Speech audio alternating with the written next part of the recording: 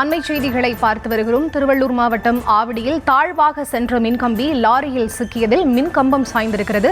இது தொடர்பான முழுமையான விவரங்களுக்கு இணைகிறார் எமது செய்தியாளர் எட்வர்ட். அவரிடம் பேசலாம். வணக்கம் எட்வர்ட், தற்போதைய கள நிலவரம் அங்கு என்னவாக இருக்கிறது? விவரம். வணக்கம். ஆவடி மாநகராட்சி பின்புறம் 60 அடி சாலை உள்ளது. இதை ஒட்டி ஆவடி வீட்டு வசதியார குடியிருப்பும் அமைந்துள்ளது.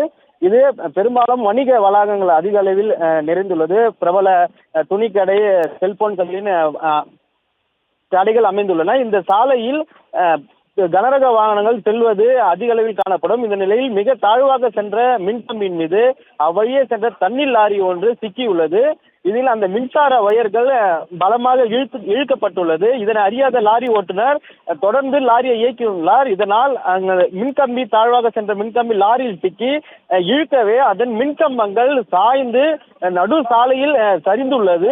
இதில் அப்பகுதியில் சென்றவர்கள் அச்சமடைந்துள்ளனர். உடனடியாக மின்கம்பம் சாய்வதை பார்த்த பொதுமக்கள் அங்கிருந்து தப்பி ஓடக்கூடிய சிசிடிவி காட்சியிலும் நம்மால் பார்க்க முடிந்தது. உடனடியாக சம்பவ இடத்திற்கு விரைந்து வந்த ஆவடி போலீசார் லாரியை அங்கிருந்து பிடித்து பொதுமக்களுக்கு எந்த விபத்தும் ஆபத்தும் ஏற்படாதபடி அவர்களை பாதுகாத்தனர். உடனடியாக தகவல் அறிந்து அங்கு வந்த மின்சாரத்துறையினர் கம்பங்களை சீர் செய்யும் பணியும் மின்சார வயர்களை சீர் செய்யும் பணியும் ஈடுபட்டு வருகின்றனர்.